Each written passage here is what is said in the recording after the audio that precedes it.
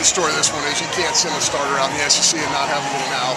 It just wasn't a great day for Preston, and he gave up some cheap ones and he gave up some hard hit ones, and I think Ole Miss is doing a good job of hitting it where we're not, and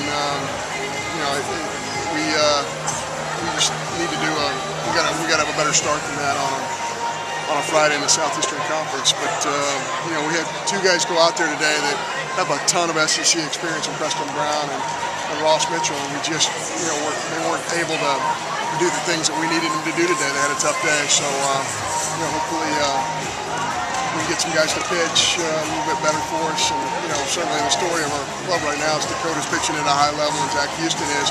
They can't throw every inning of every ball game, and boy, it's hard to bring them in the first inning of a ball game because they're going to run out of gas because they're set to relieve for us. So pleased with the way we came back, the way our kids competed offensively, but in this league you can't have a couple of components going. You got to have them all going, and that's something we just don't have right now. What can you take away from the comeback, if anything?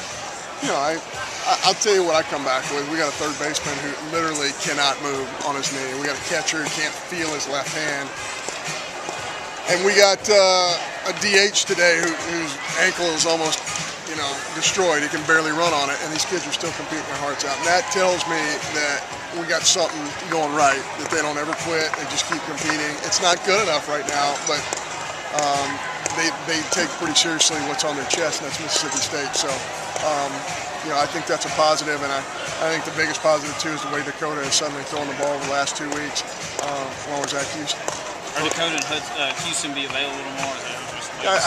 We'll have to wait and see. We always check. We always have them play catch and see where they are. We're not going to put them in any jeopardy. If they can go, they can go. If they can't, we'll have to go somewhere else. With the fielding and then the base running mistake with Wetz and Luke there, do you attribute that to mental errors, or what do you kind of attribute that stuff to? The simple fact of the matter is with 0 out at second base, your rules tell you deep fly ball, you think tag initially and then you read, and as soon as you feel like the guy's not going to get to the ball, then you sprint off the bag.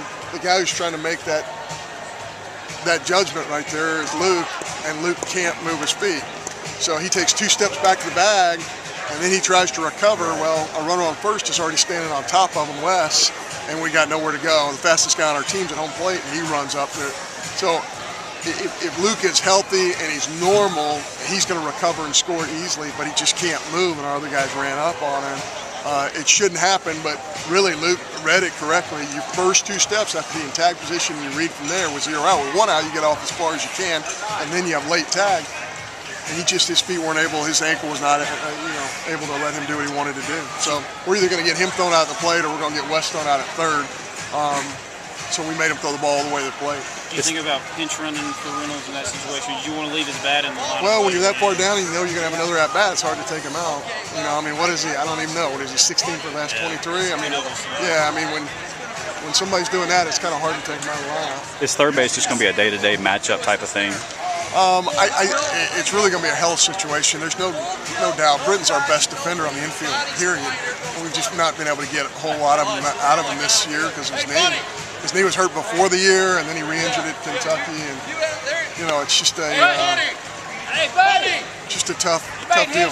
We just have not had our full complement of players, and he's the guy who's been through the wars. He's the guy who's standing on second base when we win the SEC tournament. He's the guy who helped us get to Omaha, and he's just, right now, he's running 4-3, 4-2 to first base, and his knee is killing him when he's doing it. That's how much, Britton's doing for our ball club. He can barely bend over the field ground ball.